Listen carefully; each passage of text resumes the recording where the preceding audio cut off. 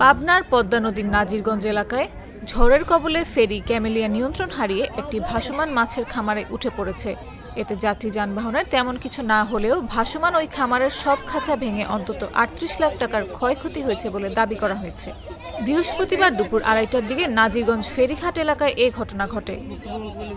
বন্দর কর্তৃপক্ষ জানায়, রাজবাড়ী ধাওয়াপাড়া ফেরিঘাট থেকে নাজিরগঞ্জে যাওয়ার সময় ফেরি ক্যামেলিয়া ঝড়ের কবলে পড়ে।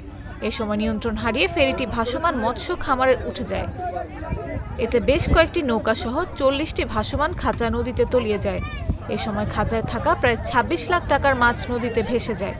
এ ঘটনায় জাল, ড্রাম ও নৌকাসহ প্রায় ৩৮ লাখ টাকার ক্ষয়ক্ষতি হয়েছে বলে দাবি করা হয়েছে। ভাই, এখানে আমার ৪০টা খাসি ছিল। ৪০টা খাসিতে প্রায় ৩৮ লক্ষ টাকা আমার খরচ। ২৬ লাখ টাকার মাছই আছে এখানে। এই খাসিতে আপনার শেষটি নিয়ে গেছে, ১৯টা খাসি তলে পড়ে আছে, আর ওইখানে দেখেন ২১টা রানিং আছে, আর সব তলে ভাঙি চুরি তলে চলে যায় রয়েছে।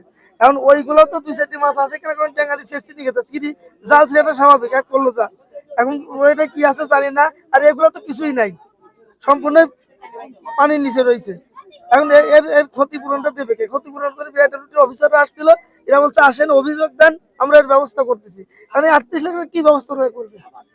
স্থানীয়দের দাবি, চালক ঝড়ের মাঝে নগর না করে ফেরিটি ঘাটে নেওয়ার চেষ্টা করে, ফলে নিয়ন্ত্রণ হারিয়ে জেলেদের নৌকার উপর উঠে যায় এবং পরে পাশে থাকা ভাসমান খামারে উঠে এই ক্ষয়ক্ষতি হয়।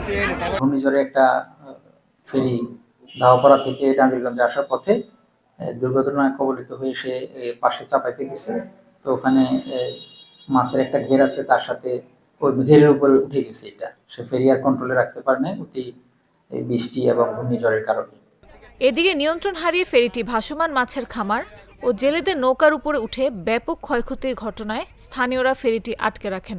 পরে নৌপুলিশ ও নৌবন্দরের কর্মকর্তারা ঘটনাস্থল পরিদর্শন করে ক্ষতিগ্রস্তদের আশ্বস্ত করলে ফেরিটি ছেড়ে দেয়।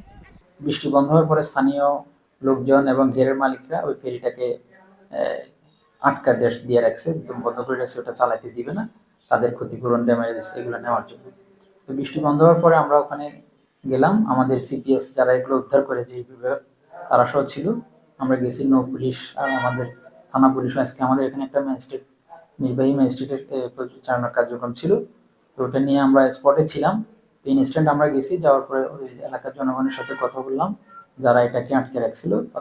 তাদের দাবি হচ্ছে আমাদের ক্ষতি হয়েছে, আমাদের ক্ষতি ড্যামেজ দিতে হবে। ৪০ লাখ টাকা খরচ করিয়া চার দুটে হাইলেও রাখছি।